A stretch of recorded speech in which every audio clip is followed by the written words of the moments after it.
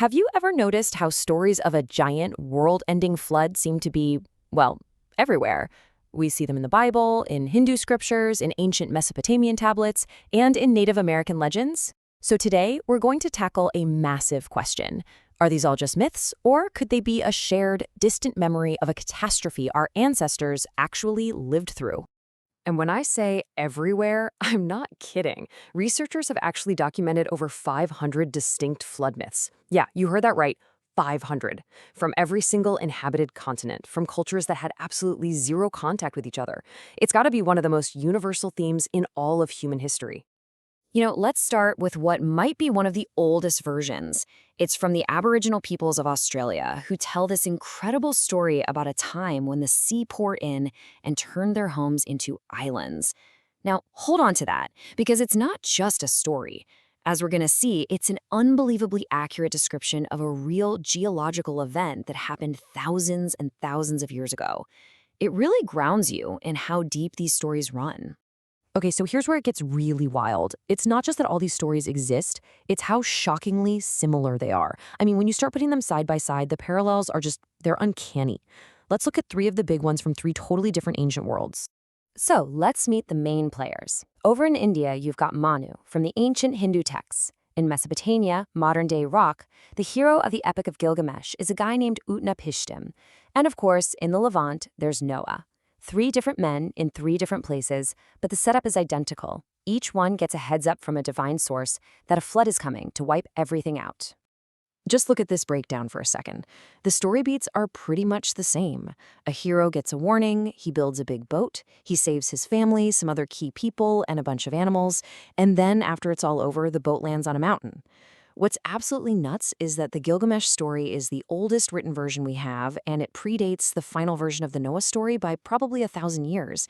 And yet, the core plot is identical. And if you think that's just a coincidence, get ready for this. In both the Hindu and the biblical stories, the hero has three sons who go on to repopulate the world. Just listen to the names. Sharma and Shem, Charma and Ham, Yapati and Japheth. The phonetic echo there is just staggering. It's one of those little details that really makes you lean in and go, wait a minute. And this isn't just about those three stories. When you look at all 500 plus myths globally, the same patterns pop up again and again. It's undeniable. 95% talk about a worldwide flood. 88% say a specific family was saved. 70% mention survival on a boat. How can so many separate cultures with no way to communicate all land on the same basic story elements? It just doesn't seem possible. So all of this leads us to the central question, right? If these aren't just random stories people made up, then what are they?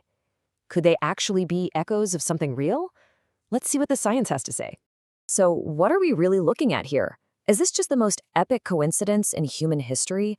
Or could these stories be a kind of shared primal memory, passed down through thousands of generations, of a real world-changing series of events that our ancient ancestors actually survived?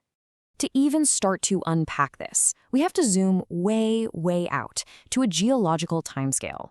About 20,000 years ago, at the peak of the last ice age, so much water was locked up in glaciers that sea levels were 120 meters. That's almost 400 feet lower than they are today. As the planet warmed and the ice melted, the oceans rose, and they rose fast, swallowing up vast coastal plains where people lived. This timeline shows that this period of massive, traumatic change lines up with specific, catastrophic flood events that could have easily been burned into human memory. And here's the most incredible part. We have real evidence that our ancestors didn't just live through this, they remembered it. And they passed those memories down for thousands of years. The proof isn't just in the stories, it's literally written into the landscape. Okay, let's go back to Australia. Geologists have actually worked with Aboriginal elders, and they've discovered that their oral traditions contain these jaw-droppingly accurate descriptions of coastlines as they looked before they were drowned by the rising seas more than 7,000 years ago. These aren't just myths, they're like verbal maps of a lost world.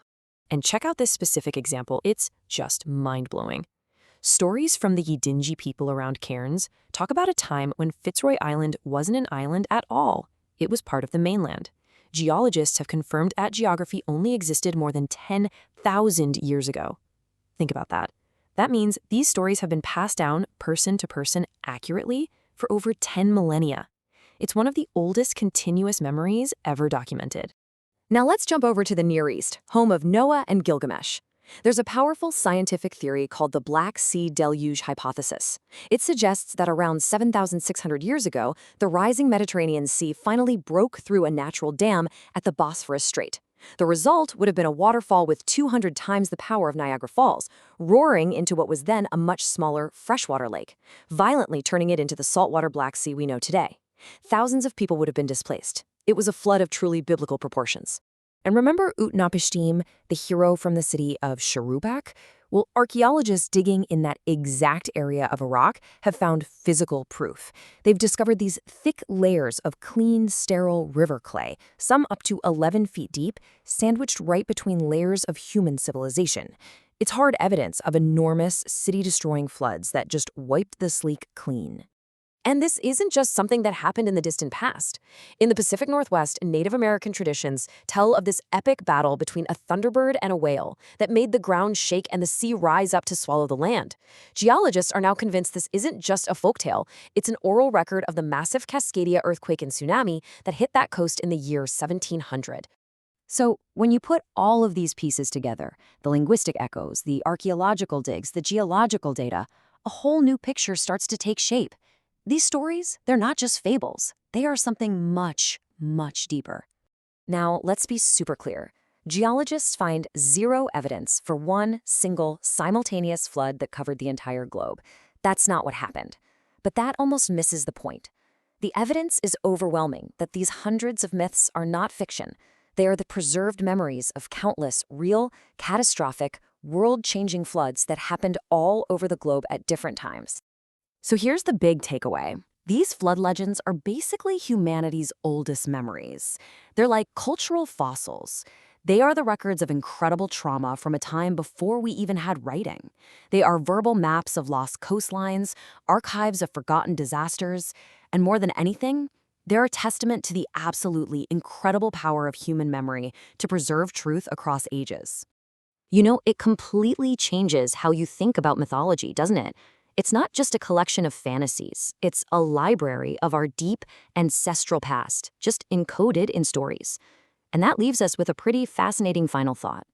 If the Great Flood was a memory, what other real histories, what other ancient memories are just sitting there, waiting to be rediscovered, hidden in plain sight inside the world's oldest tales?